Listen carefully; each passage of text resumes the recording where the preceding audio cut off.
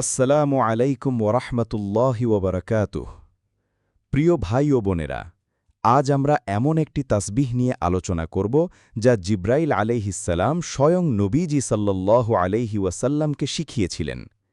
একদিন জিব্রাইল আলাইহিসসালাম নবীজি সাল্লাল্লাহু আলাইহি ওয়াসাল্লামের কাছে এসে বললেন, ইয়া রাসূল আল্লাহ, যে ব্যক্তি এই তাসবিহ নিয়মিত পড়বে তার জানাজায় ৭০,০০০ ফেরেশতা উপস্থিত হবে, তার সব কাজা নামাজ মাফ হয়ে যাবে, মৃত্যুর যন্ত্রণা থেকে মুক্তি পাবে, কবরের আযাব থেকে রক্ষা পাবে, জাহান্নাম তার জন্য হারাম হয়ে যাবে এবং জান্নাত তার জন্য ওয়াজিব হয়ে যাবে ইনশাআল্লাহ।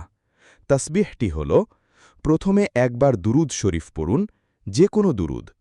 তারপর ১০০ বার সুবহানাল্লাহি ওয়া বিহামদিহি, অর্থ আল্লাহর প্রশংসাসহ তার পবিত্রতা ঘোষণা করছি। তারপর ১০০ বার আস্তাগফিরুল্লাহি রব্বি মিন কুল্লি যামবিন ওয়া আতুবু ইলাইহ, অর্থ আমি আমার রব আল্লাহর কাছে সব গুনাহের জন্য ক্ষমা প্রার্থনা করছি এবং তার কাছে তওবা করছি। শেষে আবার একবার দুরুদ শরীফ পড়ুন। দিনে কতবার পড়বেন? প্রতিদিন অন্তত একবার পড়া উত্তম।